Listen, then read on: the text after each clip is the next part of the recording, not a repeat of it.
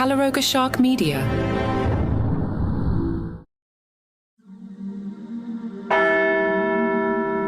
Luther had lit the match, but now the entire house was burning.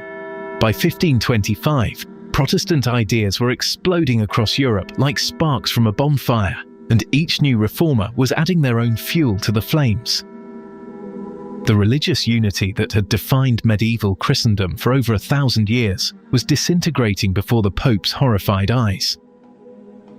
In Geneva, a brilliant and ruthless French theologian named John Calvin was building something even more radical than Luther's movement. Calvin didn't just want to reform the Catholic Church, he wanted to create a completely new Christian society based on biblical law. His city would become a laboratory for Protestant theocracy, and the results would be both inspiring and terrifying. Meanwhile, in England, King Henry VIII was about to give the Pope the ultimate insult. Henry didn't care about theology, he cared about getting a male heir. When Pope Clement VII refused to annul his marriage to Catherine of Aragon, Henry simply declared himself head of the Church of England. This is White Smoke, Episode 33, The Fire Spreads. Suddenly, an entire kingdom had broken away from Rome, not because of religious conviction, but because of royal lust. The Protestant Reformation was no longer a German problem or a theological dispute. It had become a continental revolution that was reshaping the political map of Europe and threatening to destroy papal authority forever. Today, we examine how the fire Luther started spread across Europe, creating new forms of Christianity that would challenge Rome's monopoly on salvation and transform the relationship between church and state. John Calvin arrived in Geneva in 1536 as a 27-year-old exile from Catholic France, carrying little more than his revolutionary manuscript, Institutes of the Christian Religion. Within a decade, he had transformed this small Swiss city into the most rigidly controlled Christian community in Europe, where moral police patrolled the streets and adultery was punishable by death. Calvin's theology made Luther's reforms look moderate by comparison. Where Luther had emphasized salvation by faith alone, Calvin added the terrifying doctrine of predestination. Before the foundation of the world, Calvin taught, God had already chosen who would be saved and who would be damned. Nothing you could do would change your eternal fate, which had been decided before you were even born. This doctrine should have led to despair or fatalism, but Calvin turned it into a source of incredible energy and confidence. If you were successful in life, if your business prospered, if your community thrived, these were signs that God had chosen you for salvation. Calvinist merchants and bankers would use this theology to justify their accumulation of wealth, while claiming divine sanction for their economic success. Calvin's Geneva became a theocratic state where church and civil authority merged into a single system of total control. The consistory, a council of pastors and elders, monitored every aspect of citizens' lives. Dancing was forbidden, card playing was banned, theatrical performances were prohibited. Citizens were required to attend church services and could be fined for falling asleep during sermons. The penalties for moral infractions were severe. Jacques Gruet was beheaded for posting a note calling Calvin and his colleagues hypocrites.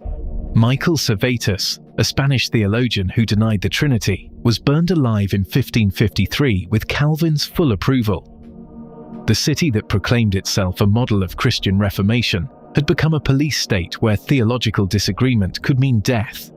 Yet Calvin's system worked with terrifying efficiency. Geneva's economy flourished as Protestant refugees flocked to the city, bringing capital and skills that transformed it into a major commercial center. The city's schools became renowned throughout Europe for their rigorous education in both classical learning and Protestant theology. Calvin had proven that Protestant communities could create prosperity and order without papal authority. More importantly, Calvin created an international network of Protestant churches that would spread his influence far beyond Geneva's walls. His ecclesiastical ordinances became the model for Presbyterian church government across Europe. His theology shaped Protestant movements in France, the Netherlands, Scotland, and eventually America. Calvin's Geneva became the Protestant Rome, exporting revolutionary ideas that would challenge Catholic authority across the continent. Meanwhile, in England, Henry VIII was creating his own version of religious revolution, though for entirely different reasons. Henry's break with Rome had nothing to do with theological conviction and everything to do with his desperate need for a male heir to secure the Tudor dynasty. Catherine of Aragon had been a faithful wife for 24 years, but she had failed to provide Henry with the son he required. Her only surviving child was Mary, and Henry refused to believe that a woman could successfully rule England. When Catherine reached menopause without producing a male heir, Henry decided that his marriage must be cursed by God and sought papal annulment. Pope Clement VII found himself trapped between Henry's demands and the political power of Holy Roman Emperor Charles V, who happened to be Catherine's nephew. Charles had recently sacked Rome and held the Pope virtually prisoner, making it impossible for Clement to grant Henry's request without provoking imperial wrath. Henry's response revealed the purely political nature of his religious convictions. If the Pope would not grant his annulment, Henry would simply eliminate papal authority over English affairs. In 1534, the Act of Supremacy declared Henry the only supreme head in earth of the Church of England, severing England's thousand-year connection to Roman Catholicism with a single parliamentary vote. The English Reformation proceeded with brutal efficiency. Thomas More, Henry's former chancellor and author of Utopia, was executed for refusing to acknowledge royal supremacy over the church. John Fisher, Bishop of Rochester, was beheaded for the same offence. Henry demonstrated that even the most respected figures in English society would not be spared if they opposed his religious revolution. Henry's dissolution of the monasteries represented the largest transfer of wealth in English history. Over 800 monastic houses were closed, their lands seized by the crown and sold to nobility who would support the new religious settlement. Monks and nuns who had devoted their lives to religious service were thrown into the streets, while priceless libraries were destroyed and manuscripts used as toilet paper. Yet Henry's Reformation remained fundamentally conservative in its theology. The king who had broken with Rome still insisted on Catholic doctrine, requiring his subjects to believe in transubstantiation, clerical celibacy, and traditional Catholic practices. Henry wanted papal power without papal authority, creating a uniquely English form of Catholicism that answered to Canterbury rather than Rome.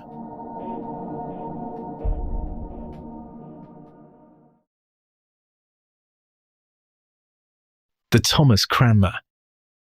Henry's Archbishop of Canterbury provided the theological sophistication that Henry's Reformation lacked. Cranmer secretly embraced Protestant theology while publicly maintaining Catholic appearances, gradually introducing reformist ideas through liturgical changes that transformed English religious practice without provoking conservative rebellion. Cranmer's masterpiece was the Book of Common Prayer, written in beautiful English prose that made Protestant theology accessible to ordinary believers.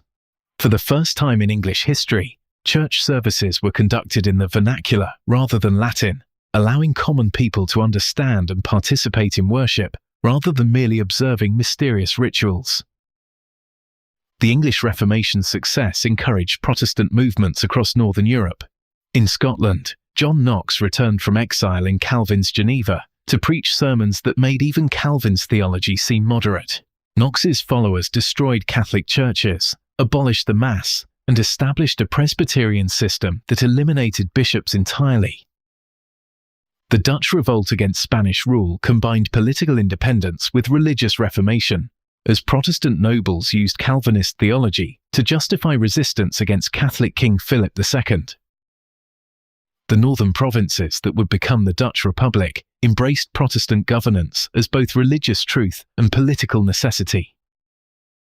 In France, the situation became far more complex and violent. French Protestants, known as Huguenots, gained significant influence among the nobility and merchant classes, but remained a minority in a predominantly Catholic kingdom. The result was a series of religious wars that would devastate France for decades, as Catholic and Protestant armies slaughtered each other in the name of competing versions of Christian truth. The St. Bartholomew's Day massacre of 1572 demonstrated the depth of religious hatred that the Reformation had unleashed. Catholic mobs, with royal approval, murdered thousands of Huguenots in Paris and across France. The violence was so systematic and brutal that even contemporaries were shocked by its savagery. Yet Protestant communities proved remarkably resilient in the face of persecution.